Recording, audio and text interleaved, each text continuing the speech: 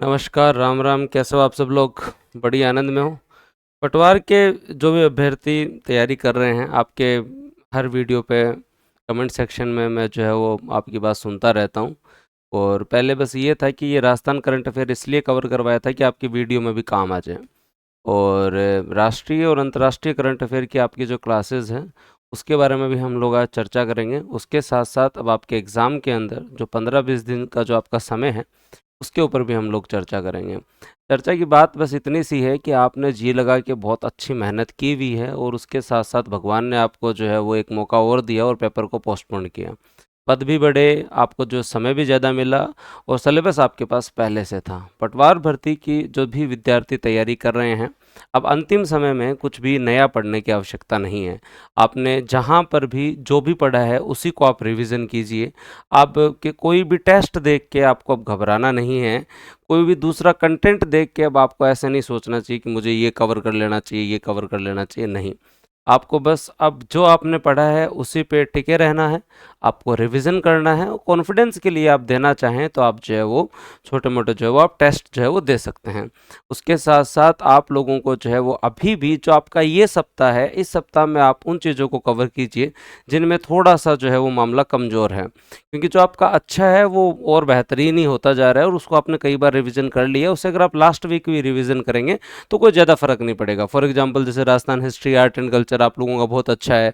हो सकता है हर स्टूडेंट का, जैसे किसी स्टूडेंट का कंप्यूटर बहुत अच्छा है, लेकिन जो कमजोरियां हैं उन्हें आप इन 7 से 10 दिन के अंदर, मेरा ये कहना है कि आप 7 तारीख तक जो है वो अपने रिवीजन मोड में उन सब्जेक्ट्स को रखें जो लिटिल बिट थोड़े से जो कमज़ोर हैं, उनको आप इम्प्रूव कर लीजिए अगर आप लोग जो कर सकते हैं। तो करंट अफेयर के बारे में भी हम लोग जो पूरी चर्चा करेंगे।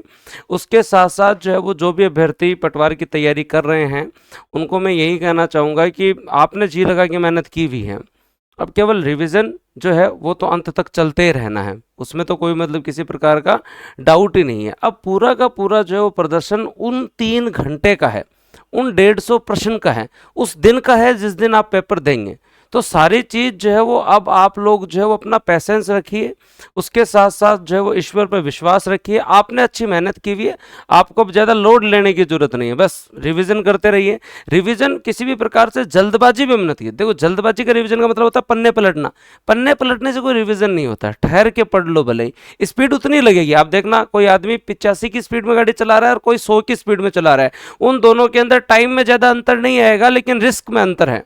उसी तरीके से मेरा ये कहना है कि अब जब आप रिवीजन कर रहे हैं तो इसका मतलब ये नहीं है कि आप केवल की पॉइंट पढ़ के भाग रहे हैं, की पॉइंट पढ़ के भाग रहे हैं। आपने पहले पढ़ा था तब डिटेल से पढ़ा था, रिवीजन भी डिटेल में ही करना है। समय ज्यादा, अगर आप थोड़ा सा सहजता से धैर्य से साथ चलेंगे तो 1 आधा घंटा जो है वो ज़्यादा से ज़्यादा एक्स्ट्रा लगेगा, उसका अपन जो है वो कवर कर लेंगे। लेकिन जो रिवीजन करते समय बिना मतलब की जल्दबाजी नहीं होनी चाहिए, लापरवाही नहीं होनी चाहिए, क्योंकि आपने पहले पढ़ा और आपने रिवीजन के टाइम उसे छोड़ दिया तो फिर पहले पढ़ा ही क्यों? जायज़ बात है ना। मान लो किसी, आपने जो एग्जांपल देता हूँ कि आपने किसी आर्टिकल को बहुत डिटेल से पढ़ा था, सब आर्टिकल भी पढ़े, रिवीजन के टाइम आपने उनको जो है वो छोड़ करके आप भाग रहे हो, तो फिर बाद में उस चीज़ का कोई जो सेंस नहीं निकलता। इसलिए मैं आप सभी लोगों से जो है वो कहना चाहूँगा कि जो रिवीजन के टाइम में थोड़ा सा पैसेंस रखें, अच्छे से जो रिवीजन करें। उसके साथ साथ टेस्ट से जो है वो इम्प्रूवमेंट ये होता है कि आप लोग जो है वो ये समझ जाते हैं कि वहाँ पे प्रश्न को करना कैसे है, कौन सी मानवीय गलतियां नहीं करनी, सुमेलित है या नहीं, सत्य है या असत्य है, आरोही है या अवरोही है ना। ये सारी चीज़ें जो है ना आप सही तरीके से टेस्ट से ही सीखते हैं। टेस्ट से क्वेश्चन नहीं आते हैं, ये कोई गारंटी नहीं है कि टेस्ट के प्रश्न जो एग्जाम में है, लेकिन टेस्ट का तरीका जो आप जो है वो प्रैक्टिस करके जो सीखते हैं, वो तरीका वहाँ काम आता है। किसी भी एग्जाम में जो भी विद्यार्थी 2-4 नंबर से फेल हो रहे हैं, उनको मैं आपको कह देता हूँ कि कोई भी कट ऑफ जाती है, उससे जस्ट पहले 5 नंबर के अंदर जो है ना जितने सेलेक्ट होते हैं ना, उससे 10 गुना लोग रह जाते हैं। 5 नंबर के अंदर, 4 नंबर के अंदर, वो केवल मानवीय गलतियों से। नेगेटिव मार्किंग सबसे बड़ी समस्या है। मैं कह रहा हूं, अगर आपको अंग्रेजी कमजोर है तो अंग्रेजी परेशान नहीं करेगी, लेकिन अगर आपका अपने ऊपर संतुलन नहीं है और अगर आपका लालच कम नहीं हो रहा तो नेगेटिव मार्किंग बहुत बड़ा इश्यू है।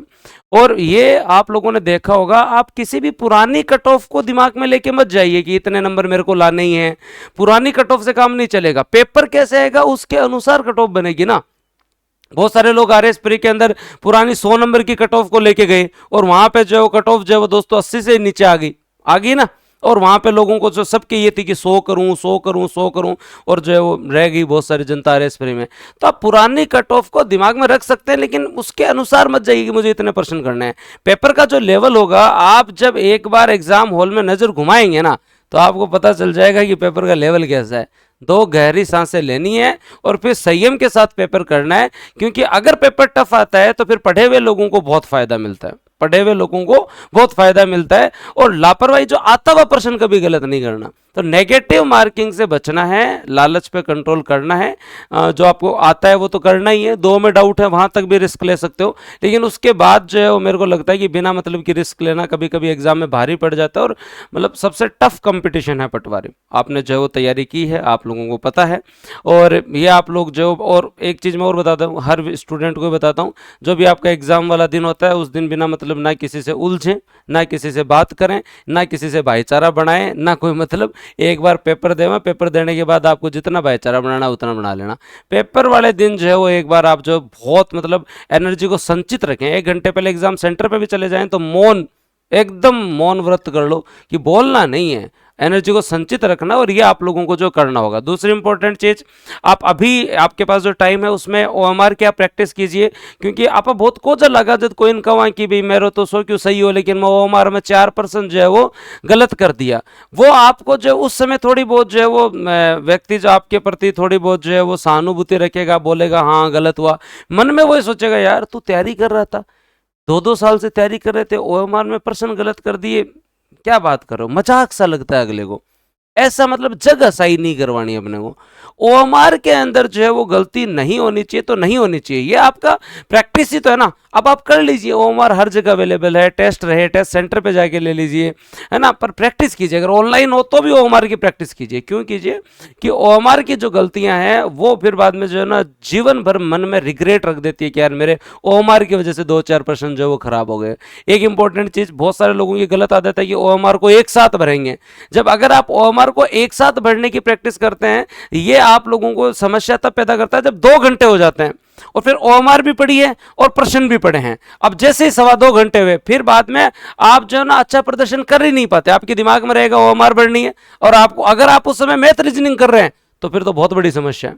फिर आदमी सोचता है ओएमआर भरूं या मैथ के 1% में उलझ गया तो क्या करूंगा। तो इस कंडीशन में मैं आपको कह रहा हूं कि मेरा ये मानना है कि आप 100% के आसपास कर ले तो ओएमआर भरकर एक बार रख दीजिए, ओएमआर भरकर जो एक बार रख दीजिए, फिर उसके बाद आप अपने अगले प्रश्न कर लीजिए, और लास्ट में जो आप ओएमआर जो बढ़िया तरीके से जो है वो भर लो। बोले एक साथ ओएमआर की गलती मत करो। कईयों की आदत होती है 25-25 से चलते हैं, वो भी ठीक है, लेकिन मेरा ये मानना है कि कम से कम 2 घंटे के बाद एक बार रुकना, जितने प्रश्न किए हैं उतनी जो है वो दोस्तों ओएमआर भरना, उसके बाद आगे चलना। एक इंपॉर्टेंट चीज, मैथ रीजनिंग के क्वेश्चन को जो ना ईगो पर नहीं लेना, क्योंकि अगर ईगो पर ले लिया ना तो वो खुद तो खराब होगा ही और 10-12 मिनट और खराब कर जाएगा। बहुत बार होता है मैथ के क्वेश्चन जो वो नहीं निकल रहा तो नहीं निकल रहा, आप अपने आप में चाहे कितने धुरंधर हो। बोली रीजनिंग का कई बार क्वेश्चन होता है अटक जाती है तो गाड़ी अटक ही जाती है। ऐसे क्वेश्चंस को ईगो पे नहीं लेना, और अगर फिर भी अगर आपके ईगो पर आ रहे हैं तो उसको साइड में रख लो। ओएमआर भरने के बाद, सब कुछ करने के बाद जब एकदम फ्री हो जाओ तो उन 5-4 प्रश्नों पे फिर प्रैक्टिस कर लेना। फिर बाद में जो मन की निकाल लेना कि ये मुझसे हो क्यों नहीं रहा, मैं तो करके दिखाऊंगा। लेकिन शुरू में अगर रीजनिंग के किसी प्रश्न को बिना मतलब मन पे ले लिया तो वो आपका समय जाया कर देगा, और ये मतलब अपने आप में जो एक बहुत बड़ी चुनौती है। तो मेरा तो यही मानना है कि आप जीके, लैंग्वेज, कंप्यूटर इनको पहले कर लीजिए और जो ओएमआर भर लीजिए, फिर लास्ट में आप अपने मैथ रीजनिंग को रखिए और बढ़िया तरीके से सुकून से मैथ रीजनिंग जो कीजिए और जो ओएमआर भर लीजिए। ये आप लोगों को एक बेसिक जो है वो तरीका है, और आपकी मर्जी है जैसा आप सबको, जैसी आपकी प्रैक्टिस है, लेकिन ओएमआर की प्रैक्टिस कीजिए, ओएमआर की प्रैक्टिस कीजिए। दूसरी महत्वपूर्ण बात, करंट अफेयर के लिए जो विद्यार्थी इंतजार कर रहे हैं, आपको कोई इंतजार करने की आवश्यकता नहीं है। बुक डिपो पे ये किताब आई हुई है, आप जाके किताब ले सकते हैं। मैं आप लोगों को 31 तारीख से पढ़ाना स्टार्ट करूंगा। मैं 31 तारीख से 7 तारीख तक ये पूरी किताब पढ़ा दूंगा। उसके बाद में 2 क्लासेस लेके इनके प्रश्न करवा दूंगा।